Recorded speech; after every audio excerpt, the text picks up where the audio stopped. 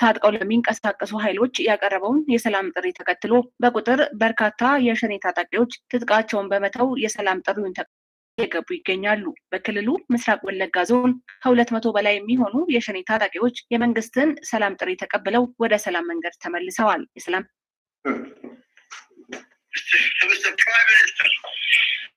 It's good to talk to you. And before anything else, I want you to know that I'm signing now, as we speak, Israel's official recognition of Somaliland and its right of self-determination. Our friendship is seminal and historic. So I'm very, very happy and I'm very proud of this day. And I want to wish you and the people of Somaliland the very, very best there. I think this will be a great opportunity for expanding our partnership. We intend to work together with you on economic fields, on agriculture, in the fields of social development, all the things that we hope we can assist you, and we obviously believe in this friendship. And I have to tell you that there's a lot of excitement here in Israel as well. So I want to use this opportunity, sir, to invite you to an official visit to Israel at your convenience. And I hope very much to see you here soon. And this is a wonderful day. It's a historic day. And of course, I'll communicate to President Trump your willingness and desire to join the Abraham Accords. So thank you, Mr. President. Please convey my best regards and the best regards of the people of Israel to the independent people of Somaliland. Thank you, sir. That's a great moment and great historical day.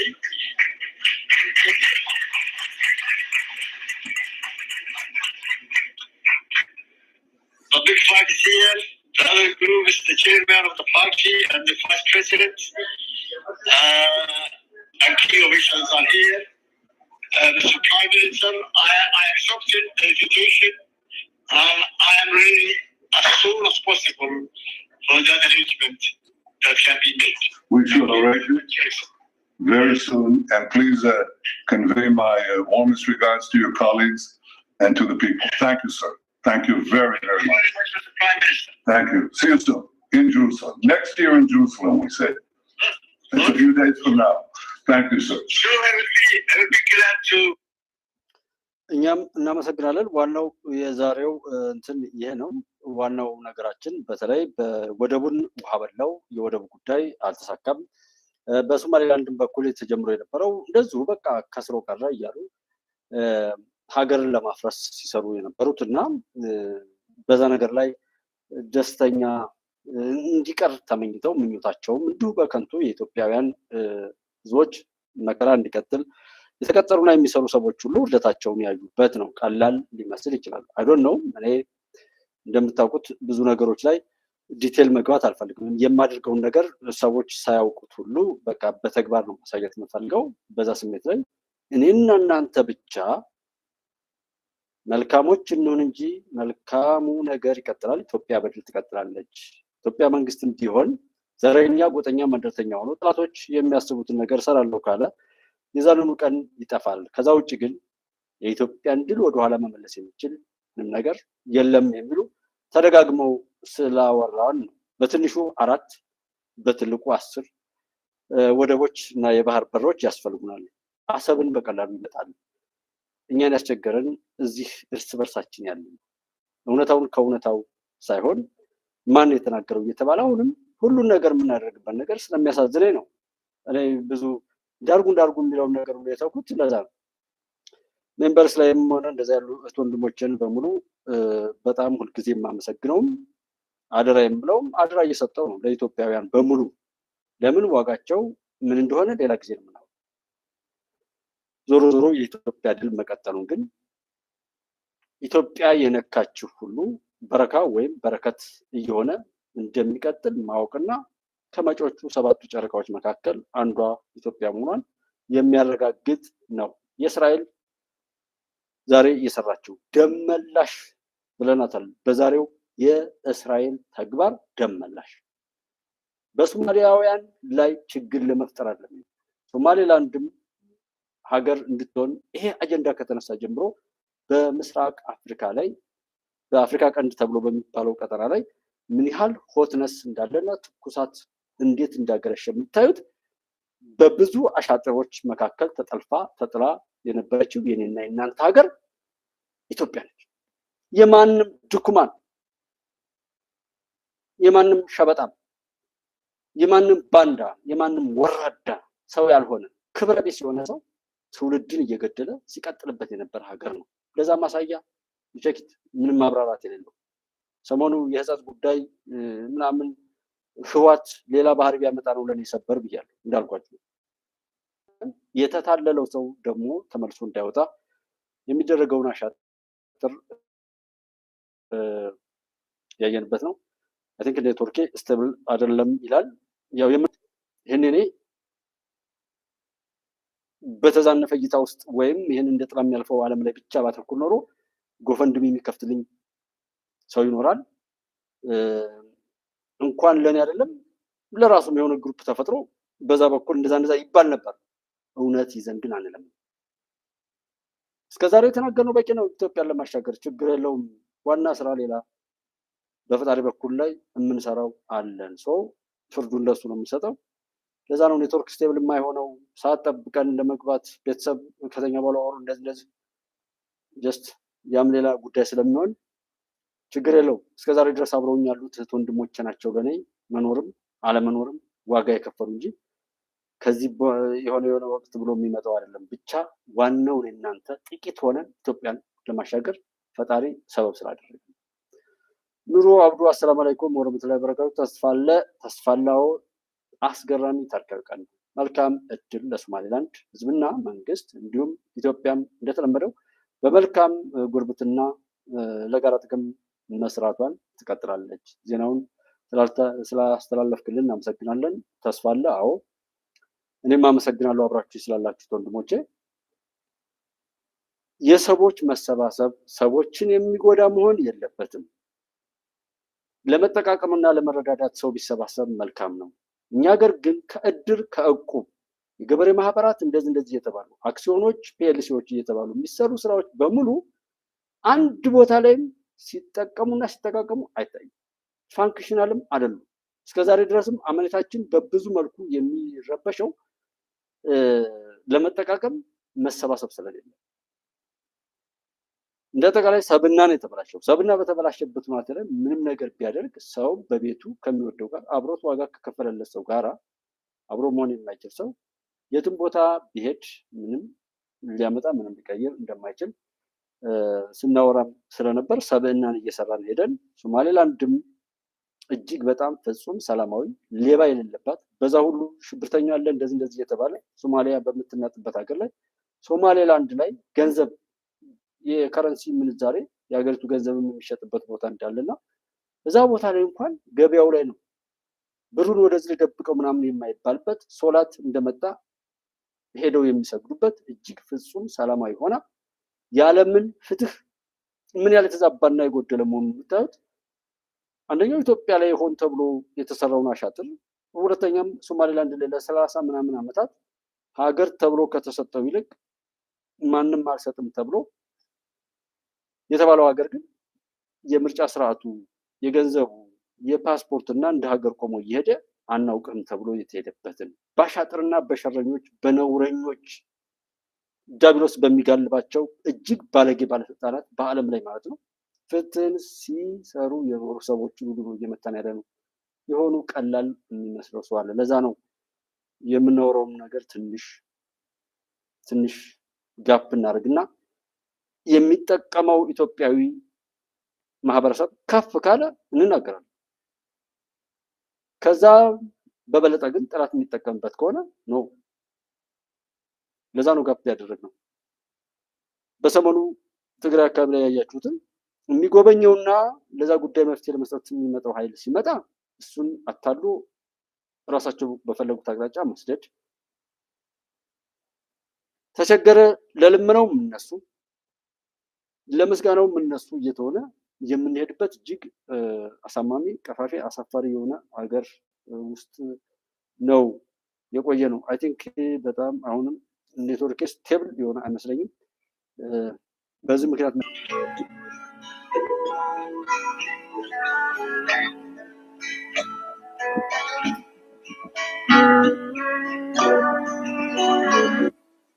ትልቁ የዚህ መንግስት ህልም በምግብ ራስ መቻል፣ በርከት ላሉ ሰዎች ስራ መፍጠር፣ የተሻለ ጂዲፒ ማምጣት ብቻ ሳይሆን የዕዳ ቀንበር ያጎበጣትን ኢትዮጵያ ዕዳዋን ማቅለል ነው። ግሪን ሌጋሲ ስንል ህዳሴን እንጨርሳለን ስንል ፕሮጀክቶች ጀምረን እንጨርሳለን ስንል ከነበረው ፈተና በላይ ስንዴ ከእንግዲህ በኋላ ኢትዮጵያ ኢምፖርት አታደርግም፣ ከውጭ አታስገባም የሚለው ራዕይ ለብዙዎች በቀላሉ የሚቀበሉትና የሚዋጥላቸው አልነበረም። ደግሞ ኢትዮጵያ ከልመና ወጥታ ገዝታ አስገብታ ከመብላት ወጥታ አርሳ ራሷን አብልታ ከዚያ አልፋ ኤክስፖርት ማድረግ ይቻላታል ወይ የሚለው በህዝባችን ብቻ ሳይሆን በርከት ያሉ አመራሮች ይህን ሀሳብ ተጋርተው ለመስራት ተቸግረው ነበር። ለተቸገሩ ሰዎች ለመርዳት የሚያስችል የተሟላ አቅም ኢትዮጵያ አላት።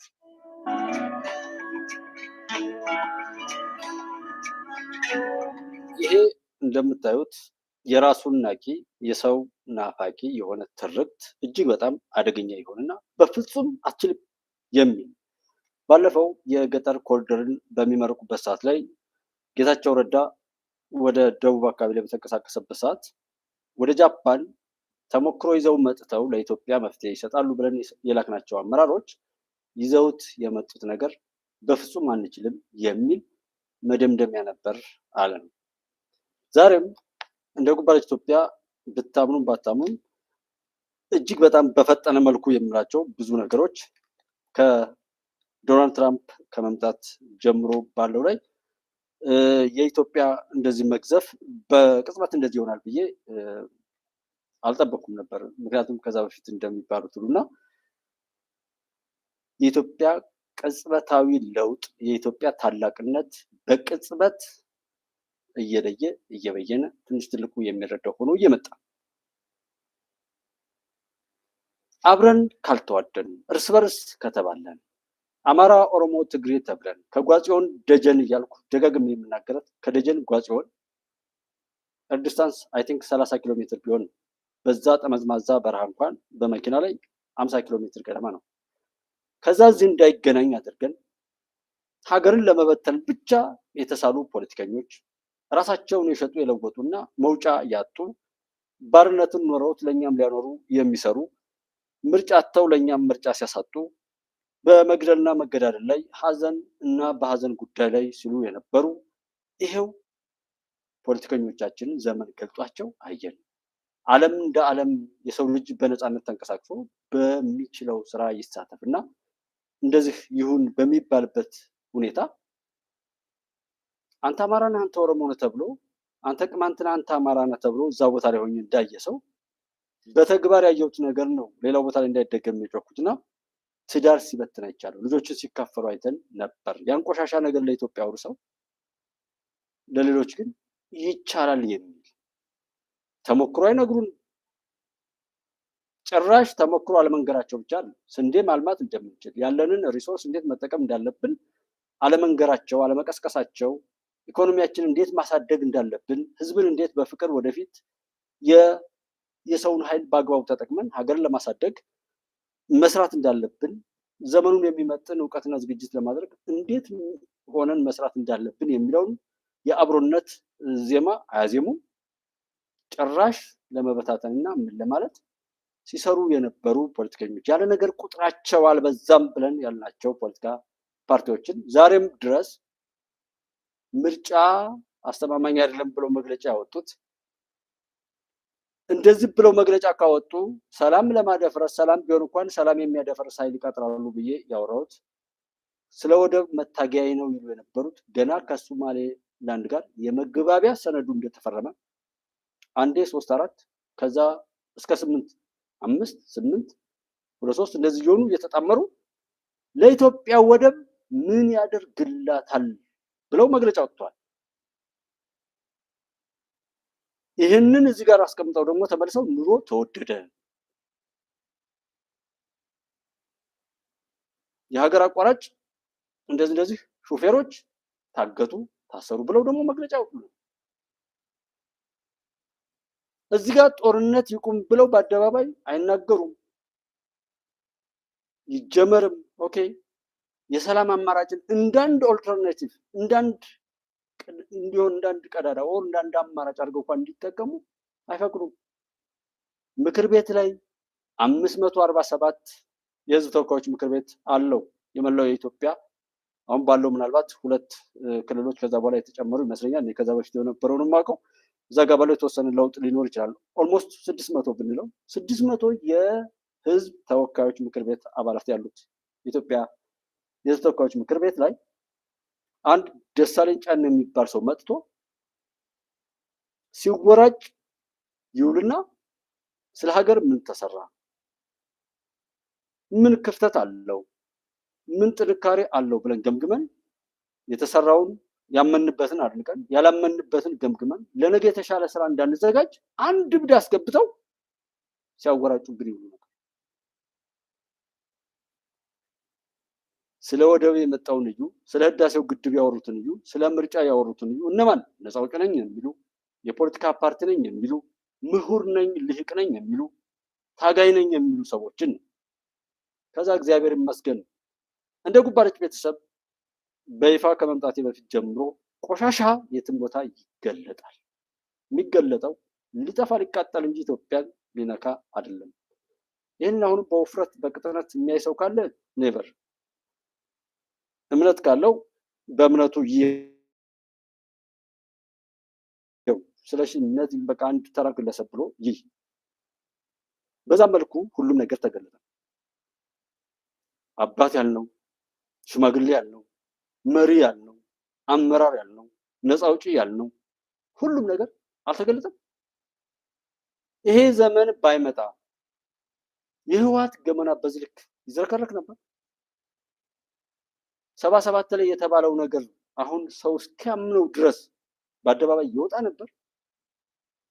እጅ እየቆረጠ የሚሰጠው እየገደለ የሚያስፈራረው የፋኖ እና መሰል ሰዎች የጀነራል ተፈራ ማሞ ገመና ይገለጥ ነበር። ፋኖና ሸኔ ብለው የፈጠሩት አማራና ኦሮሞ የሚባለውን ህዝብ ለመብላት ለመጨረስ ነው። በተለይ የትኛውም ቦታ ላይ አጥፍተው እንዲጠፉ ተብለው በሁሉም ነገር ላይ አሳፋሪ እንቅስቃሴና ድርጊት እንዲፈጽሙ ተብለው ነው። ደጋግመን ስላወራን ዩቲዩብ ላይ ይኸው ቪዲዮ አለ። ምክንያቱም አንድ ጥፋት አሁን እንደዚህ ያሞገስኩትን እውነት የማመሰግነውም የማማራውንም ፈጣሪ የሰጠንንም ጀግኖችን እንደ ጀግንነታቸው ተቀብዬ ያበረታታሁበትን ነገር ክጄ በሌላ መልኩ ብገልጥ ኖሮ ቪዲዮዎች እየተለቀሙ ሰው ሊሞክተኝ ይችል ነበረ። ግን ምንም በሉት ስለሻል ተናገረም በሉ ዋናው ኢትዮጵያ ማሸነፍ ነው። ዋናው እውነት ማሸነፍ ነው። ፍትህ መረጋገጡ ነው። ወደዛ ጉዞ መጀመሩ አይመለስም። ወደብ ተጠይቋል። የኤርትራ ጉዳይ አይደለም። እኔ ብታምኑም ባታምኑም ጅቡቲና ኤርትራ ከኢትዮጵያ ጋር እስካልሆኑ ድረስ ለእኔ ስኬት አለ። ትንሽ ገፋ ሳረግ ማለት ነው መናገር የሚቻልበት ወቅት ስላልሆነ እንጂ የኤርትራ ህዝብም ነፃ መውጣት አለበት። ቀጠናው ሰላም ይሁን ከተባለ ጅቡቲም ሰላም መሆን አለባቸው፣ አብረው መሆን አለባቸው። ሶማሌላንድም ሶማሊያም ታላቅ ህዝብ፣ ኬንያም እንደዚህ ሆኖ ትልቅ ቀጠናዊ ትስስር ያለው ነገር ነው። ግን በኢኮኖሚያዊ ትስስር ከፈጠርን ነገሩ ወደዛ ስለሚመጣ ችግር የለውም። ሰለጠኑ የሚባሉ ሀገራት ድንበራቸውን በሆነ ቀለም አስምረው አንድን ቤት ለሁለት ከፍለው ከሌና ከሌ የሚባል በሀገር ደረጃ እየተጠራ ምንም ችግር ሳይኖር እኛ ሀገር ግን ይሄ ሁሉ ነገርም ሆኖ ጭራሽ የተሰመረው ብቻ ሳይሆንም ሌላ እያሰመሩ የሚሄዱ አይጠቅምም ወደሚል ነበር ነው። በቀጠናው ላይ የሶማሌላንድ ጥያቄ ያስጮኸውን ጩኸት ውሰዱና ምን ያመጣል? አሰብን ብቻ አይደለም ሌላ ብዙ የተቆለፉ ነገሮችን ይከፍታል። ትልቅ ድል ነው። በዛ ልክ ማብራራትም አያስፈልግም። ሰው በገባው ልክ ብቻ ይግባው። ሶማሊያንም መጠበቅም ማስጠበቅም ግዴታችን ነው። ብታምኑም ባታምኑ በመሸሽ አንዳመት አብሮን ካለ ሰው ጋር ከጎረቤታችን ጅቡቲ ከጎረቤታችን ኤርትራ፣ ከጎረቤታችን ሱዳን፣ ደቡብ ሱዳን፣ ከጎረቤታችን ኬንያ፣ ከጎረቤታችን ሶማሊያ፣ ከጎረቤታችን ሶማሌላንድ ጋር ሳንስማማ አብረን ሳንቆም እንዴት ከአሜሪካ ጋር ልንቆም እንችላለን? እንዴት ከማን ነው ከቻይና ኦር ከሩሲያ ጋር ልንቆም እንችላለን? የመጀመሪያዎቹ አብረውን ያሉ ሀገራት ናቸው። ያ ነገሩ ይሰበራል ማለት ነው። በዓለም ላይ ያለው አቲቲዩድ እጅግ በጣም ብዙ ተቀይሯል። እንዴት ይሆናል? ወደፊት እናያለን። ኢትዮጵያን እጎዳለሁ የሚል እንደሚጠፋ ብቻ ያየን ብንሄድ ይህንን የምናወራው ምናልባት በሆነ ወሬ ላይ ተሰልቦ ያለ ሰው ከዛ ቢወጣ ከዛ በቃ ከዚህ ከጭብጨባ ከዳንኪራ ይሄ ባለቤት በሌለው ሁኔታ ላይ ከመበላላት ይሄ ጥላቻ በውስጣችን ላይ የተሞላው ነውር ከራሳችን አጽድተን ራሳችንን ነፃ አድርገን በቻልነው አቅም ላለመሳሳት ብንሰራ፣ ሀገር ብንሰራ፣ ህዝብን ብንሰራ፣ ፍቅር ቢኖረን፣ አንድነት ቢኖረን እስከዛሬ ድረስ ካደረሱን ነውረኞች የግዞት ዓለም ብንላቀቅ፣ ነገሮችን እኛ ብለን የምናሞግሰው፣ እኛ ብለን የምናጣጥለው፣ እኛ ብለን ለመፍትሄው የሚሆን እኛ ብለን ለችግሩ የምንሰራበት እድል ቢመጣ ነው። አማራ ክልል ላይ ለምሳሌ ዘመነ ምሽግ ተሰበረ፣ እንትና ምናምን አለ። እሱ አዲስ አይደለም። የተከበራችሁ የጉባለች ኢትዮጵያ ቤተሰቦች አይደለም ዘመነ፣ አይደለም ሻቢያ፣ አይደለም ወያኔ፣ ግብፅንም ተውት። በጣም በድፍረት የተሞላበት ነገር ያወራውታል። እሱ አይደለም ጉዳዩ። የዲፕሎማሲ ሁኔታ ዛሬ ኔታንያሁ የተናገሩት ምናልባት አብይ የተናገረው ሊሆን ይችላል። ያ የራሱ ታክቲክ የሆነ ነገር አለ። እነሱ እዚህ ትናንትና አሰብን ያዙት፣ ከጅቡቲ ጋራ እንደዚህ ተገናኙ ብሎ ሰው ዜና ይሰራል።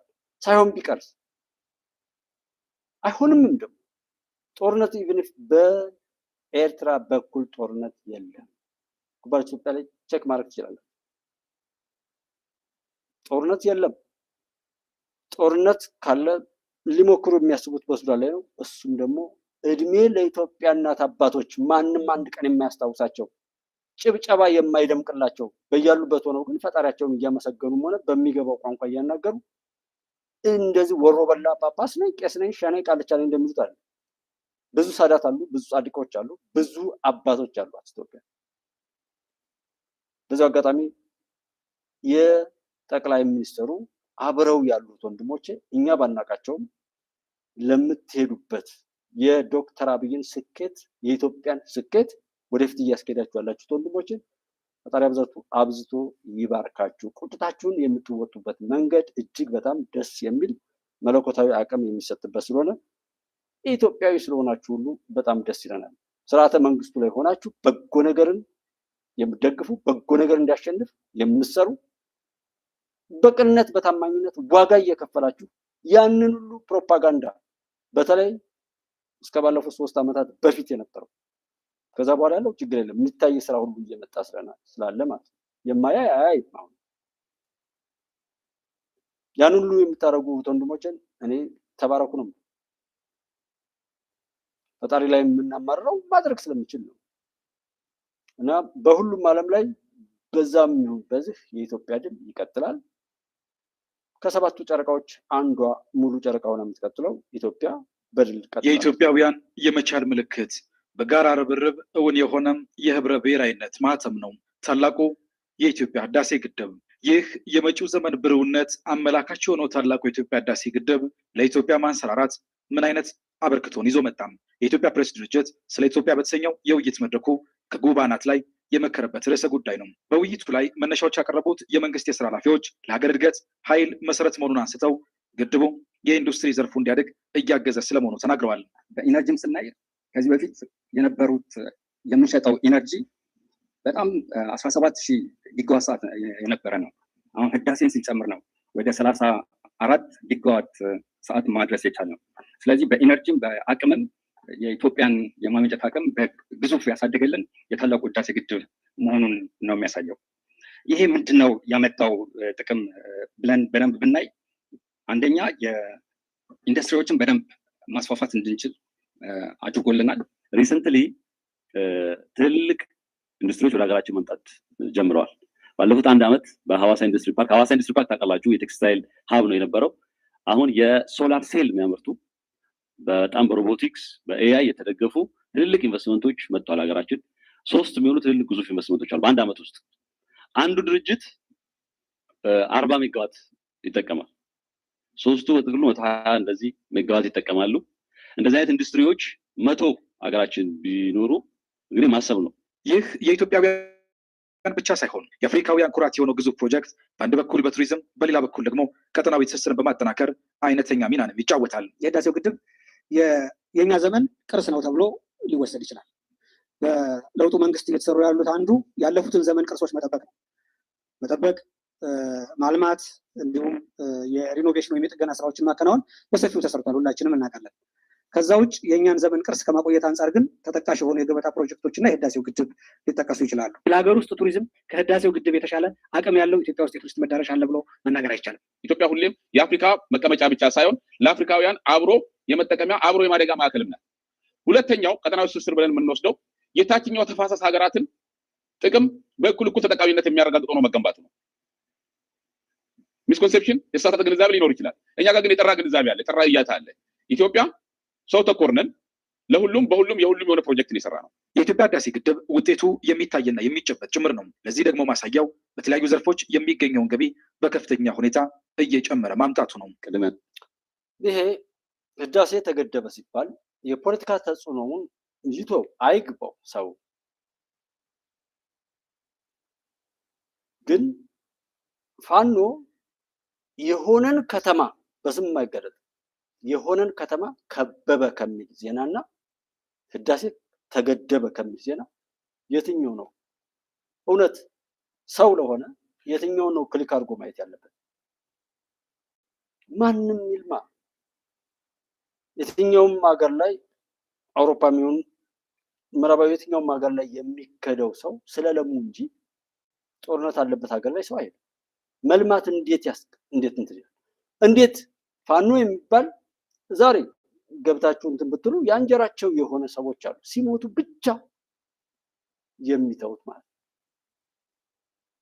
እውነት እየለመነ ውሸት እየተለመነ አሞኛል ሐኪም ቤት እፈልጋለሁ ይላል። ሐኪም ቤት ሲወስዱት በሽታውንም አይናገርም፣ እንደውም ሐኪሙን ይሳደባል፣ አይሞግትም። በውስጡ ያለውን ነገር እንኳን ከማስረዳት ይልቅ ሌላ ነገር ይሞክራል። የተሰጠውንም መድኃኒትም ቢሆን እሱን እንደሚያድነው ሳይሆን ሊገለው እንደሚችል እያወራ ሞቱን አስቀድሞ በዛ ትርክት ውስጥ የሚማቀቅ ነው ያለው። ሰው ብንሆን እብድ ይናገረው፣ ጥቁር ይናገረው፣ ነጭ ይናገረው፣ ወፍራም ሰው ይናገረው፣ የተማረ ያልተማረ የሚባል ማንም ይናገረው፣ ነገሩ በራሱ ጥሩ ነው አይደለም የሚለው ላይ ለምን አንደርስም? ዛሬ ህወሓት በተለይ አቶ ጌታቸው ረዳ መፈንቅለ ስልጣን እንደዛ ነገር ተፈጽሞባቸው እዚህ ኢትዮጵያ ከመጡ በኋላና ነገሩን በደንብ አድርገው ከነገሩን በኋላ ትግራይ ላይ በህዝብ ላይ በደል መድረሱ እኮ እኛን ነው የሚያስወቅሰው። በቅርበት የመጀመሪያ ተጠያቂ እንደ ትግራይ የሆነ ሰው ለምንድነው ጄኖሳይድ እያለ ሲጮህ የነበረው የህወሓት ተቀላቢዎች ለምንድነው እዛ ቦታ ላይ ያለው ችግር ማውራት ያልቻሉ? ቢያንስ እንዴት እነሱ በዛ ልክ የሆኑበትን ነገር ሌላ መጥቶ እስከሚናገረው ድረስ ትናንትና ያሰማናችሁ ስልክ ላይ ያለው ግብግብ ኢምንት ነው። ጥፋቱን የሰራው ደብረጽዮን ነው። መግለጫ የሚሰጠው ደብረጽዮን ነው። ዛሬ የሚጠየቀው እሱ ነው። ነገም የሚጠየቀው እሱ ነው። ለዚህ ችግር የዳረገን ሰው አዲስ ጋዜጠኛ እናመጣ፣ አዲስ ፖለቲከኛ እናመጣ። ልደቱ ነው ትናንት የሚያወራው፣ ዛሬም ልደቱ ነው የሚያወራው። ይልቃል ነው ዛሬ የሚያወራው፣ ትናንትናም ይልቃል። ጃዋር ነው ትናንትና የሚያወራው፣ ዛሬም ጃዋር ነው የሚያወራው። አዲስ እይታ የለም። እንዴት ታዲያ ይተውት? አዲስ ድርሰት፣ አዲስ ተዋናይ አዲስ ተውኔት አዲስ መቼት እኮ ራሱ አልፈጠሩም። ቋንቋ የሰው ልጅ መነጣጣያ ነው ተብሎ ይህንን እንኳን ነቅቶ ነው ሰው ምንም ሊናገር ይችላል። ሰው ምን ማለት ነው? የሚሰማው ሊያጣ ይችላል። ግን እንዴት ራሱን መጠበቅ አይችልም? ከዛ ቆሻሻ ነገር ሰው ራሱን አዶን ነው እንዴት እንደሆነና ዞሮ ዞሮ በዛም በዚህ እውነታው ያሸንፋል። ሰው ባይጎዳ ደስ ይል ነበር። ዛሬም ሰው እየተጎዳ ነው። ለምን? እውነተኞች ለእውነት አብረን ስላልቆሙ።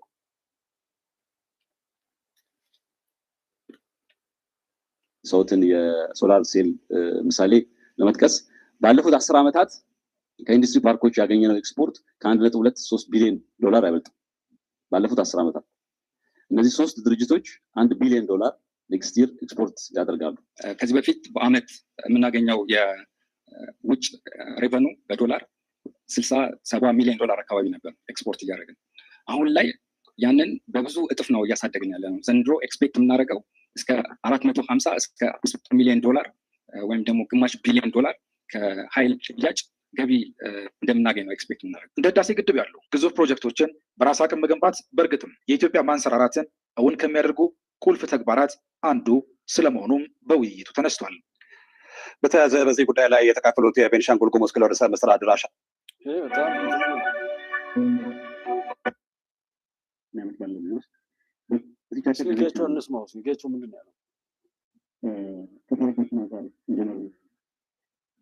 አሸብር ሲገልጽ እንደሰማችሁት በምን ጊዜ ተጀምሮ 80 ዓመት ባለው ጊዜ ውስጥ በዚህ አጭር ጊዜ ብቻ ነው ወደ 10 ሺህ መግባት ይቻላል።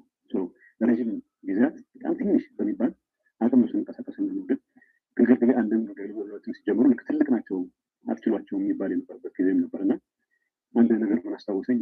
አፄ ምኒልክ በጣም ኬሬስ ናቸው ለልማት አዲስ ነገር ስልጣኔ ለመማር ብዙ ጊዜ ጉጉት ነበራቸው እና ማስገባት እንዳለባቸው አውቀው መብራት ማስገቡ ግን እሳቸው ከጀመሩበት ጊዜ ጀምሮ እስካሁን ድረስ ፈቀቅ ማለት አልቻለም።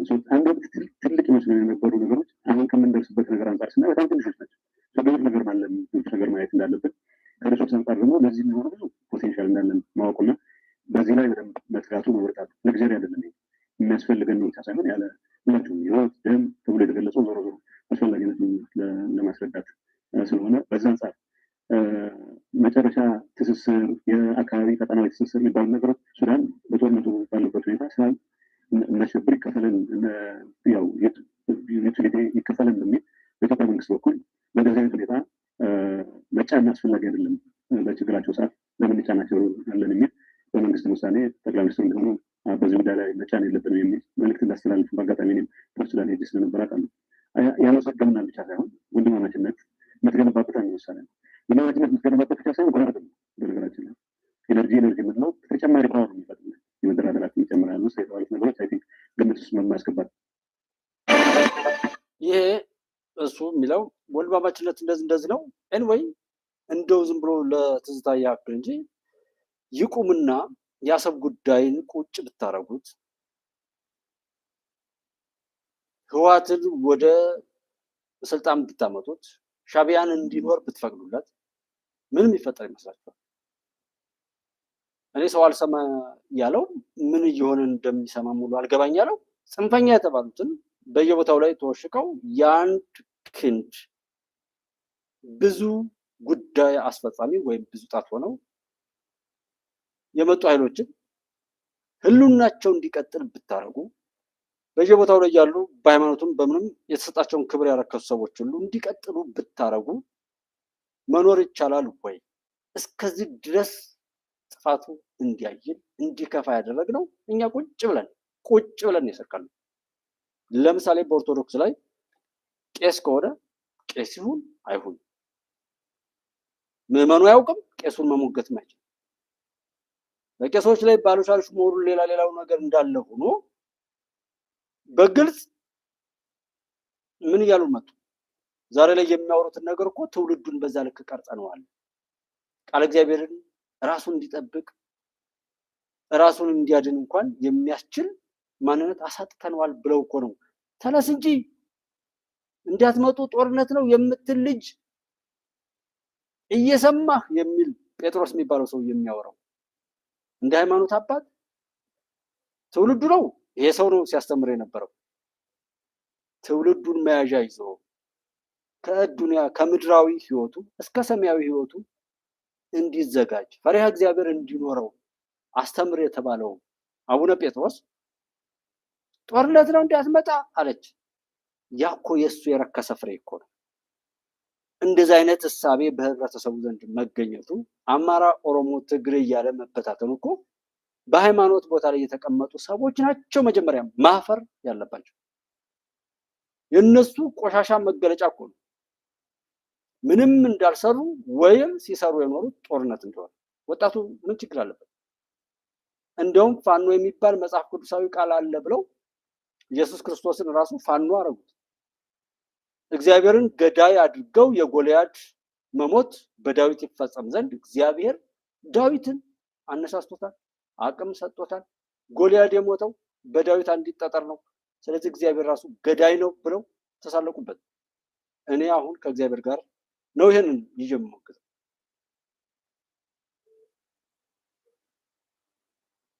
የሚጠይቅም የለም፣ ከነሱ በታች ነዋ። ኦኬ፣ ጠቅላይ ሚኒስትር ዶክተር አብይ ነው ወይ የኢትዮጵያ ችግር?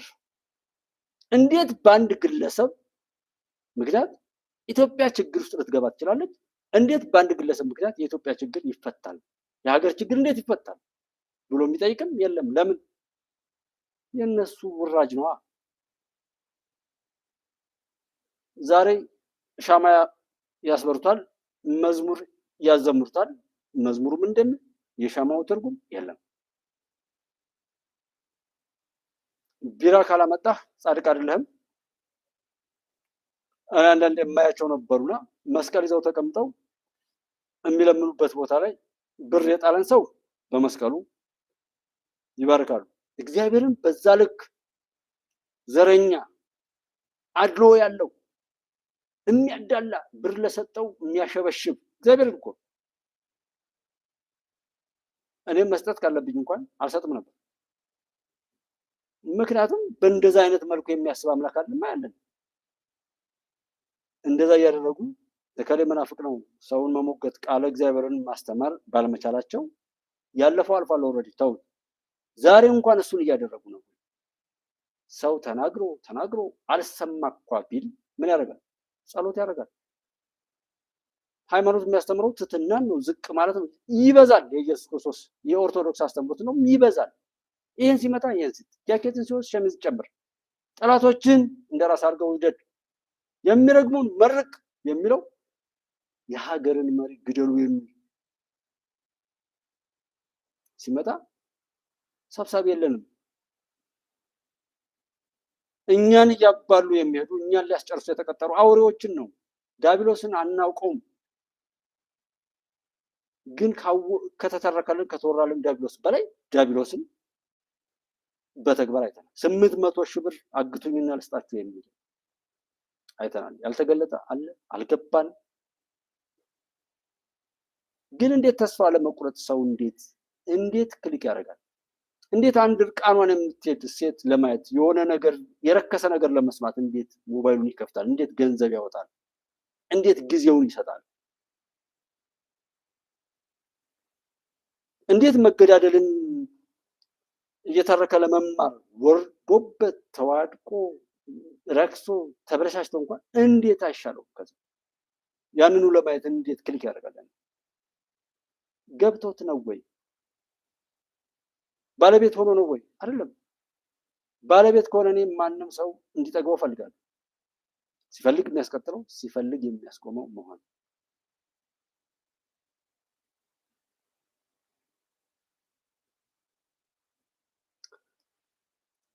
ኤሪተር ምንድነው የሚለው? ኦኬ አንድ የጻፍከው በቂ እኮ ነው። we Eritreans know the agenda of the rich was not Ethiopian agenda. It was the agenda of an apartheid, no? It is the Middle East. እንዴት አወቅሽ? በግልጽ ሰዎች ባለቤት ናቸው አይደለም የሚለውን ያውን በባለቤትነት እዛ ቦታ ላይ ወጣው መግባት ስለማይችሉ ነው። ጥሎ ማልቀስ ተቸግሮ እንትን ማለት ነው። ባጭሩ ተውት፣ ተዩ። ኢትዮጵያና ኤርትራ እንደ ጥላትነት መተያየት አይረባም፣ ያሳፍራል፣ ማንም አያቆራም። ምኑ ተይዞ ነው ምኑ? ማንም የፈለገውን ይበል፣ እስከ መገዳደል፣ እስከ መደባደብ፣ እስከ መሰዳደብ ለምን ይደርሳል ጥያቄ እንጂ ሁሉም እኮ የዘራውን ያጭዳል። ምን ችግር አለው? ምንም እንትን የለውም። እና ኤርትራ ያሰበው እንደዚህ ፍርዱ ሊፈርድ ባጭሩ አንዳንድ ሰዎች ትናንትና ምንድነው ግብጽ ከኤርትራ ጋር ተስማሙ፣ ሚስጥራዊው የኢሳያስ እና የግብጽ ስምምነት ይፋ ወጣ። እንዴ የኢሳያስ የግል ንብረት ናት ኤርትራ። አይ ቲንክ የኢሳያስ ልጅ ራሱ ኤርትራዊ ነኝ ብለው እንደሚጮህ ሰዎች እኔ ኤርትራዊ አይመስሉኝም። ብታምኑም ባታምኑም እንደ ኤርትራ አልቀበላችሁም። በጽንፍ ላይ ያላችሁ ኤርትራ ውስጥ ሆናችሁ እንደ ሻዕቢያን የአይነት ሰው ስለሌለ ማለት ነው። ምኑን አይታችሁ እንደወደዳችሁትም አይዶን ነው። ግን ግብጾች ትመስሉኛላችሁ። በኤርትራ ባንዲራ የምትጽፉ እኔ ፋኖ ማለት ኤርትራዊ ነኝ ብላችሁ በዛ ባንዲራ የመጣችሁት ምናምን ጤነኝነት አይደለም።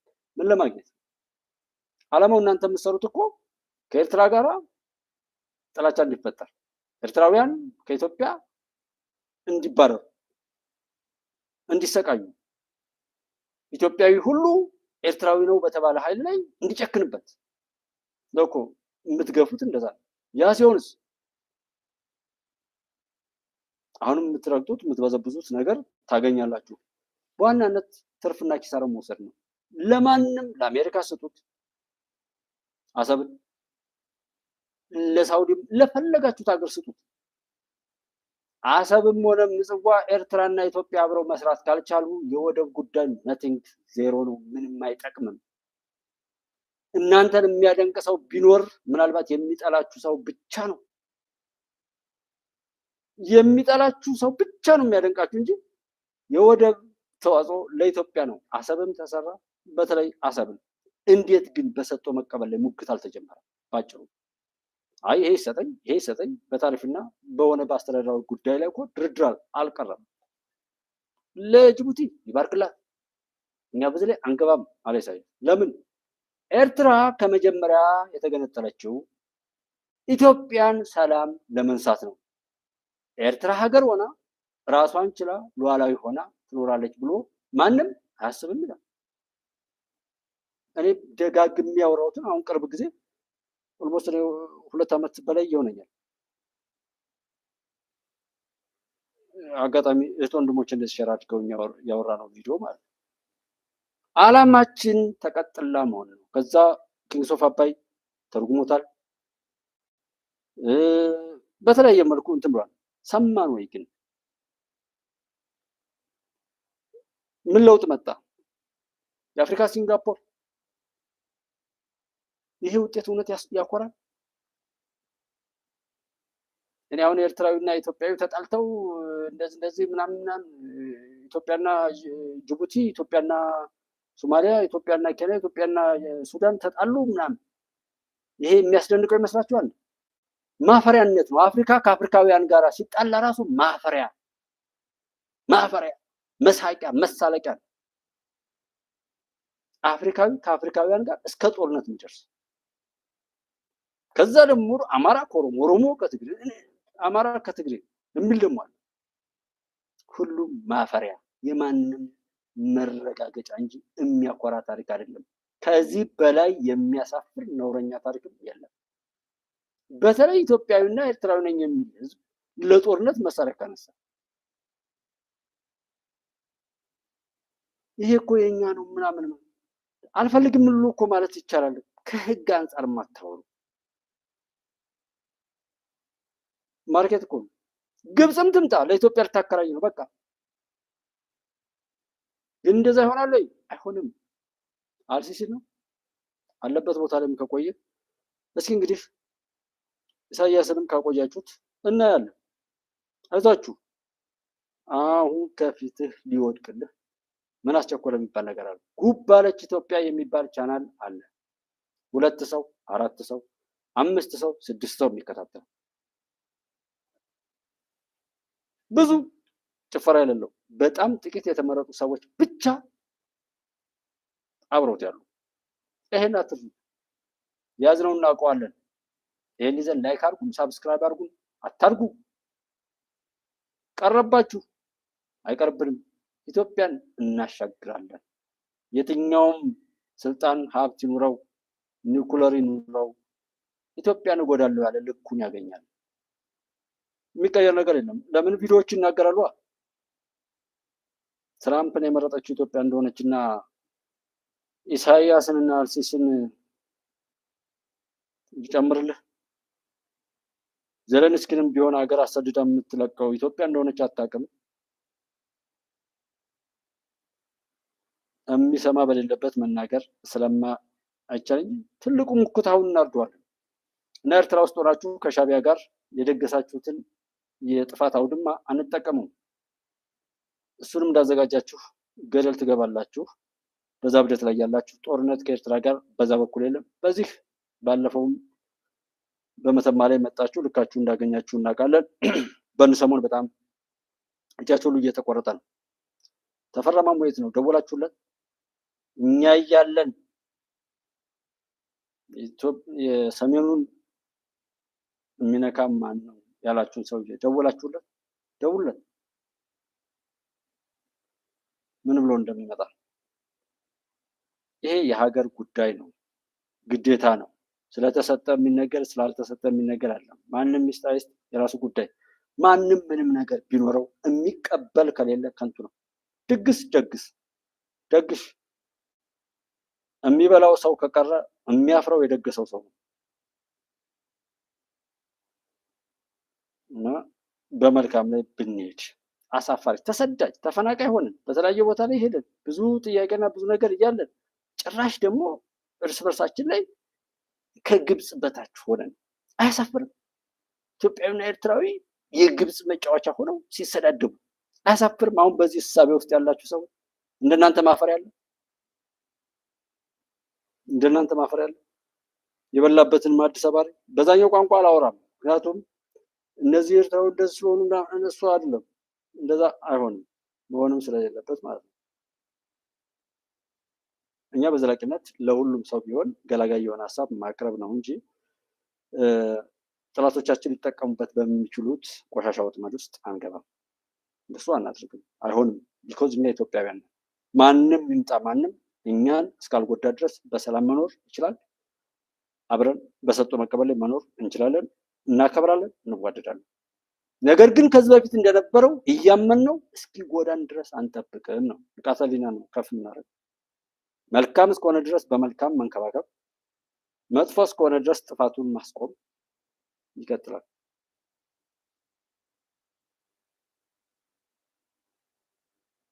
አንድ ያው ይሄ ብዙ ጊዜ ተነግሮ እንትን ያለ ቢሆንም አሁንም አልሰማውም ለማለት አይደለም። አላማውን ያውቃል። እንትና ጋር ሄጄ ምናምን አጭር መንገድ አለ። አሰብን ምናምን ሰርቆ ወሰደው እንኳን አልተባለም። እኔ እስካሁን ድረስ ራሱ በዛ መልኩ ሰው እንትን አለ ማለቱ አይደለም። በዚህ መልኩ ይሁንና ይሄ ሰጠኝና ይሄ አብረን እንቀጥል። ግን ነፃ ያልሆነ ሰው እንዴት ይሆናል? ስለ አሰብም ሆነ ስለ ኤርትራ ጉዳይ ለድርድር እንኳን ከቀረበች ግብጽ ናት የምትወስነው። ምክንያቱም ኤርትራን የገነጠለቻት ኤርትራውያን አይደሉም። 100% ማመን ማለት ኤርትራውያን አይደሉም፣ ኤርትራዊ ነን ብለው የተገነጠሉት። ይሄ እቅድ ምንጩ ከሌላ ቦታ ነው። ከዛ ቀጥሎ ህዋትን ጠይቁት ምን እያለ እንዳለ። አሁንም እሱ የሚጋልቡት ኃይሎች ነው የሚያዙበት። እንዲህ አድርገህ እንዲህ ብታሰቃየው ህዝብ እንዲህ አድርገህ እንዲህ ብለህ ቪዲዮ ብትልክ ምናምን። ዩኤስአይዲ ባይደን ተቃጠለ እና መሰል ነገሮች እንዴት እንደተሰባበሩ ማስታወስ ነው። ምክንያቱም ከዛ ስንነሳ ሁሉም ነገር መልካም ስለሚሆን በኢትዮጵያ ላይ ሳውዲም ትሁን ምናምን በክፉ እነሳለሁ ያለ ሰው ችግር የለም። እሱን ኃላፊነት እኔ እወስዳለሁ። እኔ ካሉኝ እናት አባቶች ጋራ እሱን ኃላፊነት የኢትዮጵያ አምላክ ምላሽ እንደሚሰጥ አውቃለሁ። ወደዛ ይሄዳል። እኔና እናንተ ብቻ መልካሞች ብንሆን የተሻለ አትራፊዎች፣ ተጠቃሚዎች እንሆናለን። ከዛ ባሻገር የሚቀየር ምንም ነገር የለም። ማንም ምንም ይበል አትጨነቁ። ስለ ራሳችን መልካም ስራ ብቻ ነው መጨነቅ ያለብን።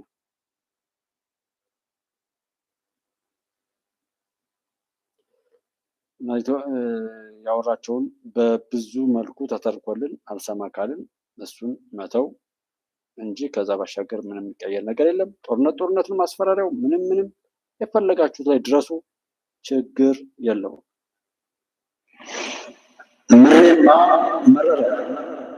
ምሬማ መረረ ቅኔውን ዘረፈ፣ ህዝብን በአደባባይ እንቆየ ዘለፈ። ሊታገል የገባው ለህዝብ ከሆነ ስድብን ምን አመጣው ከውድቀት ካልዳነ። መሳይና ምሬ ዛሬ የምነካቸው በገና አደባባይ እንዲህ ያሰጣቸው። የገና ዛፍ ሲያምር በአዲስ ዓመት ተስፋ፣ የኢትዮጵያ ፀሐይ በዓለም ስትስፋፋ፣ የሙቀጫ ልጆች እንዲህ ሲያጡ ተስፋ፣ የደም ንግዱ ሲቆም ልማቱ ሲስፋፋ፣ ህዝብ እውነቱን አውቆ በመልካም ሲተጋ፣ ቆሻሻን ሲያጠፋ፣ ህፃናት ወጣቶች ተስፋ ሲሰንቁ ሲተጉ ለሀገር፣ ዘረኛና ባንዳ የሙቀጫ ልጆች ሲወርዱ ወደ ቀብር፣ ኢትዮጵያ ከፍ ትበል ትድመቅ በባህር በር፣ ኢትዮጵያም ከፍ ትበል ትድመቅ በባህር በር። እንኳን ደስ ያላችሁ በአዲሱ ዓመት አዲስ ህይወት ለኢትዮጵያና እውነትን ለምትወዱ ሁሉ። ምሬና አጋሮቹ ተስፋ ቆርጠው ራሳቸውን ጨርጠዋል። አብዱልፈታህ አሲሲ በፍጹም ኢትዮጵያን አልመታም ወይም ኢትዮጵያን አላስፈራራም ስላለ ተበሳጭቷል። ዶክተር አብይ አህመድ የለቀቀብን ያ አደገኛ የሆነ መግለጫ ሳምንት እንኳን ሳይሆነው ደፍጠን እንገላቸዋለን እንዳለ ኢኮኖሚ አብዱልፈታህ አሲሲ ዋና ዓላማና ግቡ እዚሁ ወንበሩ ላይ ቁጭ ማለት ነው እና መቆየት ነው። ከዛ ውጪ ሌላ ነገር ስለማይፈልግ ጦርነት ላይ መግባት አይፈልግም። እንኳን ለገና በዓል በሰላም አደረሳችሁ ያለን ያንን ነገር እንዴት ማስታወስ እንደሚቻል ማየት ነው። اثيوبيا ابدا እኛ እስካሁንም ድረስ ኢትዮጵያን አላስፈራራናትም። احنا لينا بس طلب صغير عندكم كده ነገር ግን ትንሽ ጥያቄ ብቻ ነው ያለን። ትንሽ لو يعني تسمحوا ብትፈቅዱ ከሆነ እሱም የምትፈቅዱ ከሆነ ኢትዮጵያ ነች። አንድ ጥያቄ አለ። هون حقنا بس في الميه ما تحافظوا عليه ይሄ ውሃችን ሀቃችን የኛ ብቻ ስጡን፣ እናንተ ጋር ተያዙት እባካችሁ። በስ ይሄ ብቻ ነው ፈልገው ብቻ። دي تصريحات فخامة الزعيم النهارده ይህ በዛሬው ዕለት ወይም ትላንት ማለት ነው የእኛ መሪያችን ታላቁ አብዱልፈታህ አሲሲ የተናገረው ንግግር ነው። هو بيتكلم على لا نواجه اي اشكاليه، ما عندناش مشكله مع اثيوبيا. እኛ ከኢትዮጵያ ጋር ምንም ችግር የለብንም ምንም አይነት። مطلبنا بس ان احنا ما حدش يجي عند حقنا في الميه. ብቻ ዋናው رغم خلافنا مع اثيوبيا ما هددناهمش ابدا. እኛ እስካሁንም አላስፈራራናቸው ወደፊትም አናስፈራራም፣ ግን ከውሃችን ላይ ሀቃችንን ትንሽ ስጡ። ايمانا منا بان الخلافات تحل عبر الحوار والحلول السياسيه، اما القوه دي ما ምክንያቱም እኛ ምናምነው እንዲህ አይነት የፖለቲካዊ ልዩነቶች በውይይት ብቻ እንደሚፈቱ ነው። ይሄንን የት ነው የሚለው ሲባል አፍሪካውያኖች በተሰበሰቡበት፣ ምክንያቱም አፍሪካዎች ጋር በተሰበሰበበት እደነፋለሁ ቢል አደብ ያስይዙታል። ምክንያቱም ለኢትዮጵያ ያላቸው አቋም ለኢትዮጵያ ያላቸው ይታወቃል። ስለዚህ ያለው ድል ነው እኛ እናስፈራራ በጸባይ ነው የምንጠይቀው ነው የሚለው። ይሄ አብዱልፈታህ አሲሲ ሁለት ፊት ዙል ወጅሃይን ኒፋቅ እዛ ጋር ብቻውን ሲሆን አረቦች ጋር ሲሆን የነሱ ሚዲያ ሲሰበሰቡ ሰኑዛዕዚ على المنطقه اللي يقرب مويه مصر خط احمر وجن وكذا يهدد ويعربد ويعمل حركات كمان يعني نصر النيل الاول والثاني وحماة النيل. هذه العربده الجويه التي كنا نسميها غربان النيل كلها اختفت. لك افريكاውያኖች ሲሰበሰቡ እነዚህ ነገሮች በሙሉ ይጠፋሉ። እናም አደበኛ ስርዓት ያለው ሰው ሆኖ ለመቅረብ ይሞክራል። مالناش علاقه بيها خالص، احنا مش بتوع الكلام ده يا استاذ. እኛ የወሬ ሰዎች አይደለም። እናም እንዲሁ የማስፈራራትና እንደዚህ አይነት ነገር የለብንም። ያ በጸባይ በውይይት ነው ምናምነው። ይህንን ጉዳይ በውይይት እንደምንፈታው እርግጠኛ ነን ይላል እዚህ ጋር ጽሁፍ። قرار اي دوله افريقيه يجب ان يكون على حساب مصالح دوله اخرى. ዋናው የአንድ አፍሪካዊት ሀገር ውሳኔ የሆነ ሀገርን ጥቅምና እንደዚሁም ፍላጎት የሚጫን የሚጎዳ ብቻ እንዳይሆን ይደረግ ነው የምንለው። احنا ما بندخلش في حد ولا بنعمل كذا وكذا. ስለዚህ ማንንም ግን በውስጥ ጉዳዩ አንገባም፣ አስፈራራም፣ ምንም ነገር ደግሞ አናደርግም። طيب يا جماعه يعني انا راضي ذمتكم عشان بس الواحد ايه خلقه بقى ضيق وصحته مش ولا بد. ينفع انك تقلع كل اوراقك وادواتك بهذا الشكل؟ ታዲያ እስኪ ፍረዱኝ እባካችሁ እንደው ሁሉንም መጫኛ ወረቀቶቻችንን በዚህ መልኩ አስረክበን ምንም ነገር እንደሌለን አምነን በቃ ይሄው ነው ብለን እጅ ልንሰጥ ይገባል? ምንም ነገር አናደርጋችሁም ብለን ልንነግራቸው ይገባል? ينفع ان انا ارد على تهديدات ابي احمد اللي لسه اطلقها الاسبوع اللي فات لما قال ان احنا ሌላው ቀርቶ ገና ዶክተር አብይ አህመድ የለቀቀብን ያ አደገኛ የሆነ መግለጫ ሳምንት እንኳን ሳይሆነው የተጻፈው እንኳን ሳይደርቅ እንዲህ አይነት እኛ እጅ የሚሰጥ ወይም እጅ የመስጠት ቢመስል ቃል ሊወጣን ይገባ ነበር? نقتل اولاد انا اسف يعني والله بتقرف بس عشان زي القمل الامل اللي في الراس يعني. ታውቃለህ ዶክተር አብይ አህመድ እኮ አጠቃላይ ንግግሩ ሲታይ ትርጉሙ የሚመስለው እንደው ቃሉ በጣም ቢከብደኝም ልበለውና ጸጉር ላይ እንኳን ያለ አይነት ቅማል ያችን እንኳን ያለ አላከበረም እና ደፍጥጠን እንገላቸዋለን እንዳለ እኮ ነው የሚቆጠረው። فانا ارد عليه واقول له كده ታዲያ እንደዚህ አይነቱን መግለጫ ላለን ግለሰብ ማለት ወይ መሪ እንዲህ ነው መልሱ? አናስፈራራ ውይይት እንጂ ሌላ ነገር አንፈልግም ነው ማለት ያለብን? እንኳን ለገና በዓል በሰላም አደረሳችሁ እያለን በዓሉ معلش سامحوني بقى الحاجات بتاعت الشتاء دي ይቅር በሉኝ የክረምቱ ጉዳይ ይላል። ዛሬ እኛም ጋር ትንሽ ቢዘንብ አቧራው ምናምን ሸተተን መሰለኝ ያው ጉንፋን እንደመያዝ ያርጎናል። እኛንም ልክ ማን ትዝ ይላቸዋል ማስፈራራት የሚለው ነው ሁሌ መለስ ዜናዊ አይነት ዝም ላይ የግብፅ አንዱ ትልቁ ስትራቴጂ እዛ ጋር ትልቅ ወታደር እያሳዩ በበርገር የጠገበ ወይም ኩሸሪ የሚባል ምግብ አላቸው በጣም እሱን ይወዳሉና እሱን በጣም የዋጠ አንድ ወታደር ያቆሙና ያስፈራራሉ። ስለዚህ ስትራቴጂው አለመፍራት ነው። በቃ በጣም ደስ የሚል ውድ ንግግር። اوكي انما اوراق قوتك الحقيقيه تقول انا ما بستخدمهاش. مش هو قبل كده برضو السيسي في تصريح حضراتكم كلكم فاكرينه قال لك ما حدش يكلمنا عن استخدام القوه ضد اثيوبيا. ስለዚህ አብዱልፈታህ ሲሲ እቺን እንኳን ማለት እንዲሁ ማስፈራሪያችን እንኳን ሽጦ ወይም ትቶ አንዳንድ ጊዜም እንደሚለው ከዚህ በፊትም ይዘነዋል ታውቃላችሁ። ያ በኃይል ጉዳይ ላይ የሚያወራ አንድ ሰው አንፈልግም፣ ማንም ሰው ስለ ኃይል ጉዳይ አያወራ ሲል ነበር። በላሽ ሀሪ ያለ ጊዜ ለምን هدد يا سيدي انا عارف انك اراك عليك اسفرارا ምንድን ነው አስፈራራ? مش هتحارب وانا اقسمت 100 يمين እኔ መቶ ጊዜ እምላለሁ አታረገውም አውቃለሁ፣ ግን አስፈራራ ምንም ጦርነት የለም ግን አስፈራራ ደስ ይላል። አስፈራራ ዋናው ማስፈራራት ነው። يا مصري والله انت عبيط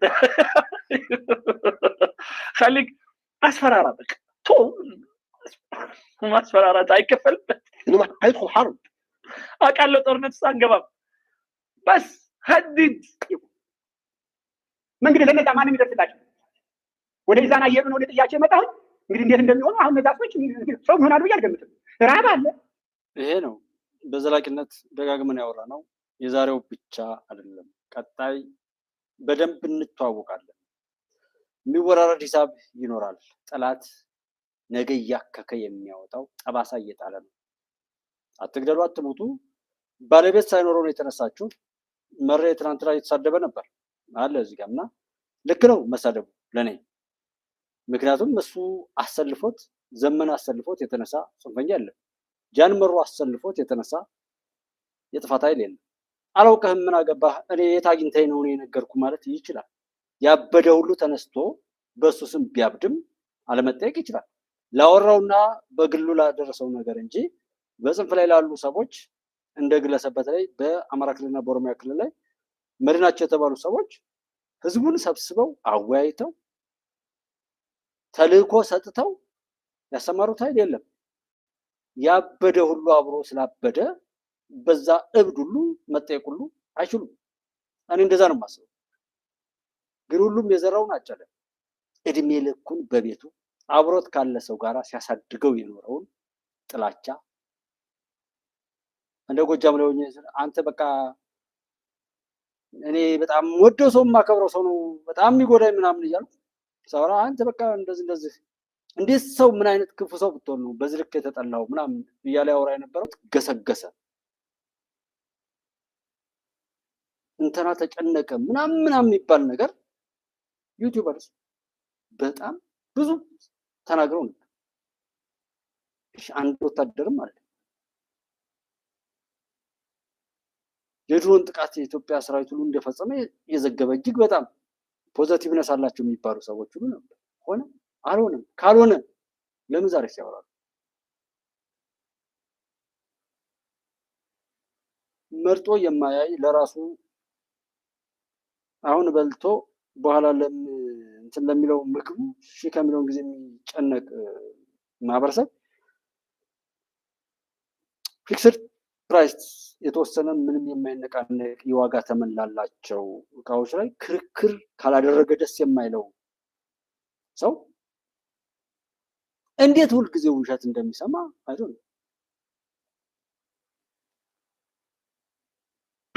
ታይ ወቀዕክን ድሮን ወቀዕክን እሺ ድሮን እዚ ኩሉ እግሮም ክንዲልና ድሮን ድሮን ሁሉ ይፈልጥ ድሮን انت في ماما اسود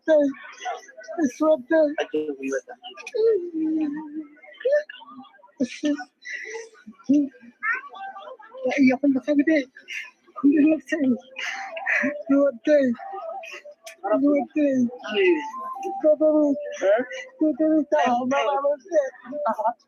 لما عن تزلق هو سلخ لك خوينو تمازابتي لو معراب مالتيو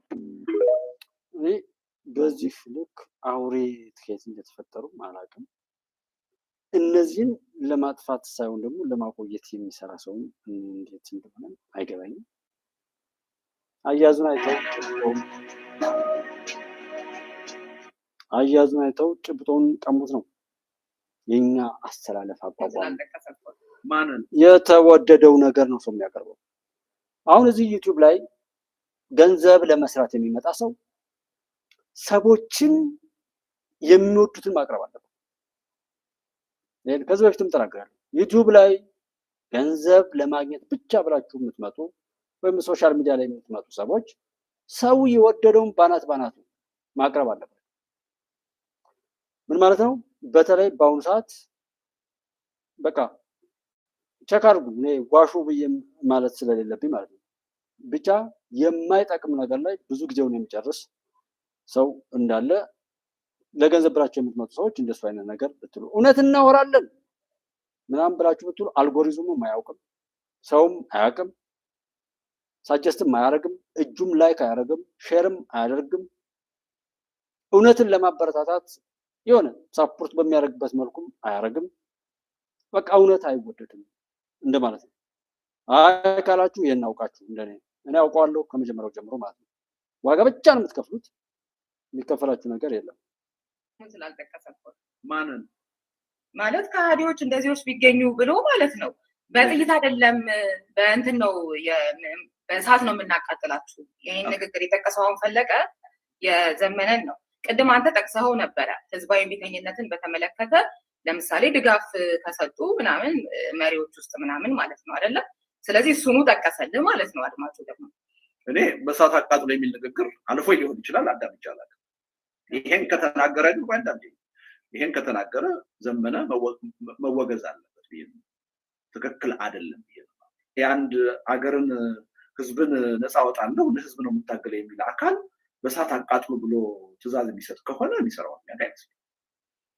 ለራሱ ለሀገርም ለህዝብም ይጠቅማል የሚል እምነት የለኝም። ስለዚህ ይሄ በሱ ጫንቃ ላይ ያለ እምነት የለኝም ብለህ ከምትል በቃ አቃጥሉ ማለት ነውር ነው ብለህ ማለት ለምን አቃተህ? አቶ ልዱ በእርግጥ ይሄ ዘመነ ካንተ በኋላ የመጣ ነው። አንተና መሰሎች ያረከሳችሁትን የፖለቲካ መድረክ ነው ዘመነም መጥቶ የተጸዳዳበት ማለት ነው። እንደዚህ ብሎ ከሆነ እኔ መስማት ፈልጋለሁ። ይሄ መወገዝ አለበት። ታገኘዋለህ፣ ሰርች ማድረግ ነው በቀላሉ ታገኘዋለህ። ፌስቡክም ዩቲዩብም ላይ የሆነ አቅም አላጣ እንዲ አቅም አጥሮኝ ካልተወሰደ በሳት ነው ማቃጠል፣ በጥይት አልመጣም። አይቻልም።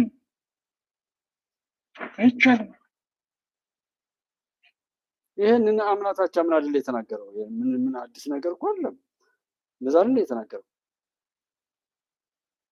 በትግራይ ህዝብ ላይ የወደቀ ዕዳ የህወሓት አመራር የሚባላል በትግራይ ህዝብ ላይ ዕዳ ሆኖ እንደ ዕዳ የወደቀ ነው። ሊያቢሊቲ ሸክም የሆነ ማለት ነው። ይህ ኃይል ደግሞ አንድም ተፈናቃዮች ከተመለሱ ኢረለቫንት ሆናሉ በሚል የሚያስብ፣ ሁለተኛ ረሃብን አይ ቲንክ የግራሃም ሃንኮክ መጽሐፍ ይመስለኛል ቴዲ ሎርድስ ኦፍ ፖቨርቲ የሚለውን ያስታውሰኛል። ትግራይ ውስጥ የገንዘብ እጥረት የለም። ትግራይ ውስጥ ከወርቅ ብቻ ሩብ ትሪሊየን ገቢ ያገኙ ሰዎች አሉ። 250 ቢሊዮን ብር ማለት። ከዛ ደግሞ በተጨማሪ ትግራይ ከስምምነቱ በኋላ ጊዜያዊ አስተዳደር ተቋቁሞ 12 ቢሊዮን በጀት ለትግራይ ተመድቦ ከዛ ውስጥ 8 ቢሊዮን ለሰራዊት ነው የሚሆነው። የሚገርመው ነገር ደግሞ ሰራዊቱ ራበኝ ብሎ ሰልፍ የወጣበት ክልል የ8 ቢሊዮን ብር የት ነው እየገባ? ማን ነው እየወሰደ?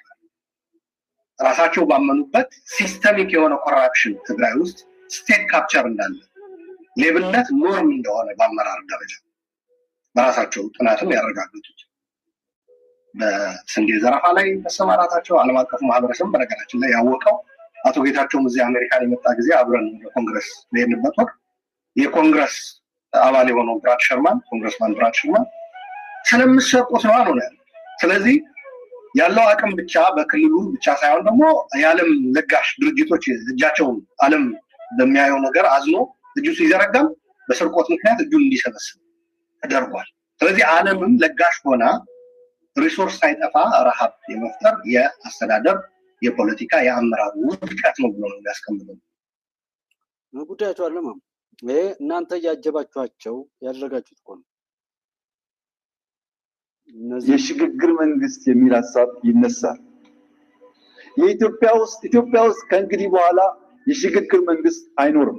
በቃ ኢትዮጵያ ውስጥ የሚኖረው በምርጫ የተመረጠ መንግስት ብቻ።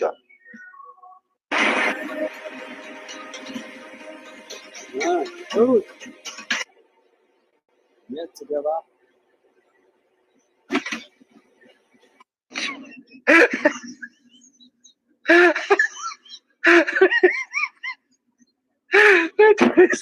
የትም አትደርስ። ኢትዮጵያ በድል ትቀጥላለች። ባንዳና ጽንፈኛ ልጆቿን ሁሉ ከውስጥም ከውጭም ታጸዳለች ማለት ነው። ህዝባችን ጉዳት ላይ ነው። የዚህ ሁሉ ጉዳት መነሻ ኢሪስፖንሲብል የሆነው ኃይል ቢሆንም ገፈቱን ምስኪኑ ህዝብ ነው እየቀመሰ ያለው። ይህ ህዝብ 1.8 ሚሊዮን ህዝብ በሴት እየኖረ ተጨማሪ ዕዳ አይገባውም ነበር። ለትግራይ ህዝብ ጦርነት፣ ግጭት አይገባውም። የትግራይ ህዝብ የትዊተር ኮንሰርን አይበላም፣ ስንዴ ነው ይበላው። ማምጣት ይፈልጋል፣ ተጨባጭ ማገዝ ይፈልጋል። ያልተገደበ አክሰስ ካልተከፈተ ተባለ። እሺ ከፈተን ካልን በኋላ እንደምታዩት በትዊተር ኮንሰርን አያስፈልግም፣ በተግባር ማገዝ ነው ያስፈልጋል። 70% መሸፈን ብቻ ሳይሆን የኢትዮጵያ መንግስት ከኦፕሬሽን በኋላ ከ40 ቢሊዮን ብር ወጪ አውጥቷል። ከ1 ቢሊዮን ዶላር ያላነሰ ገንዘብ አውጥቷል። ቴሌኮም ተቆራርጧል በየቦታው። ይሄንን ሁሉ ግፍ፣ ይሄንን ሁሉ መከራ ከ40 ቢሊዮን ብር ወጪ አውጥቷል። ከ1 ቢሊዮን ዶላር ያላነሰ ገንዘብ አውጥቷል። ቴሌኮም ተቆራርጧል በየቦታው ስንጠግን፣ መብራት ተቆራርጧል ስንጠግን፣ ኤርፖርት ፈርሷል ስንጠግን፣ መንገድ ፈራርሷል ስንጠግን፣ የውሃ የጤና የትምህርት ስንጠግን ከ1 ቢሊዮን ዶላር ላይ አውጥተናል። ያመረትነው ምርት ወስደናል። ያ ባይሆን ኖሮ እዚህ የሚያቀርበን ኢንፍሌሽን የተወሰነ ማኔጅም እናደርግ ነበር። እኛ ኢንቨስት እናደርጋለን፣ ሰዎች በኮንሰርን ይጨነቃሉ ለህዝባችን በትዊተር በቴክስት። ከዚህም ደግሞ ብሶ አልማጭ ከመዶሻዊ ጋጭ እንደሚባለው ከጠፋው ጥፋት በላይ አሁንም ደግሞ እንደ ልባችን ተንቀሳቅሰን ሰው እንዳንረዳ የተቸገሩ ሰዎች እንዳናግዝ የዚሁ ርዝራዥ አካል በከፍተኛ ደረጃ እንቅፋት ይፈጥራል። በየቦታው እንደምትሰሙት ነው የሚፈጠረው ችግር። ክልሎች የትግራይ ህዝብን ለማገዝ ያደረጉት ጥረት ከፍተኛ ምስጋና የሚገባው ነው። እያንዳንዱ ክልል ለማገዝ ጥረት አድርጓል። አሁንም ማገዝ አለብን። ህዝባችንን ማገዝ አለብን። አድሚኒስትሬሽኑን ማገዝ አለብን። እዛ የተፈናቀሉ ሰዎች ቦታቸው መመለስ አለብን። ይሄ የኛ የጋራ ኃላፊነታችን ነው። የጥፋት ኃይሉ ስለጀመረው ብለን ልንተው የምንችለው ጉዳይ አይደለም። መስራት አለብን፣ ይሰራል። ህዝቡ ግን ተባባሪ መሆን አለበት። ባለሀብቱ ተባባሪ መሆን አለበት። ባለሀብት እያዋጣ ሎቢ ከሚቀጥር ስንዴ ቢያቀብል ይሻላል ለህዝቡ። ዲያስፖራ እያዋጣ ጥፋት ከሚሰራበት ለህዝቡ በራሱ መንገድ ቢያግዝ ይሻላል። ይሄ ነፃ አውጪ እከሌ ጀግና ነህ እከሌ ጀግና ነህ የማይሞት የማይቆስል ልጆቹ እዛ የሌሉ በዛ ህዝብ መከራ በዛ ምድር በዛ ሀገር በሁሉም ነገር ላይ የሚሸቅል ሸቃላይ ባንዳ የባዕዳ ፈረስ ሆኖ የሚሰራ አዎ ባህላዊ ጀነራል እባላለሁ አዎ ነኝ ግን እዛ ህይወት የለውም። ያንን ህዝብ እየበላ የተፈጠረ ያንን ህዝብ እየበላ ያለ ያንን ህዝብ እየበላ ሊቀጥል የፈለገ ነውረኛ እንዴት ግን ሀገር በዚህ ልክ ይመክናል? እንዴት አዳኛታል? እነዚህ ሰዎች የሚጠብቃቸው ማን? ይህን ቆሻሻ ድርጊት የሚያደርጉ ሰዎችን የሚጠብቃቸው የሃይማኖት አባቶች፣ የመንግስት አመራሮች ወዘተረፈ በየትኛውም መልኩ በተሰጣቸው ክብር ላይ ተቀምጠው የረከሰ የኢትዮጵያን የጥፋት እንትን ለማቀጣጠል የተቀመጡ ኃይላትን ሁሉ ክፉ አጀንዳ እስከ ክፋታቸው ወደ ጉድጓድ የሚጥል ትልቅ የድል ብስራት በምስራቅ አፍሪካ በአፍሪካ ቀንድ ላይ የተፈጠረ መሆኑንና ለዚህም ደመላሽ የሆነችው እስራኤል ኔታንያሁ ደመላሽ ሆና የኢትዮጵያን ደም የመለሰችበትና ሌላውን በሩሉ ለማስከፈት ትልቁ ማህተም የተመታበት ነው። የኢትዮጵያ ድል ይቀጥላል። ሐቀኞችን እውነተኞችን ታሪካችንን በመልካም ለመጻፍ እድሉን ከዛ እንጠቀም።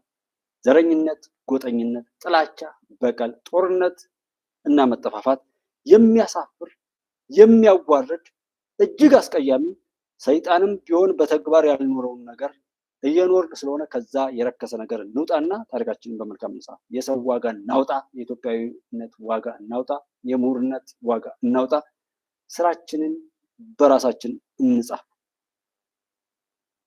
ኢትዮጵያ ታበጽሕ እግዚአብሔር። የኢትዮጵያ ድል ይቀጥላል፣ ጠላት ይቀበራል።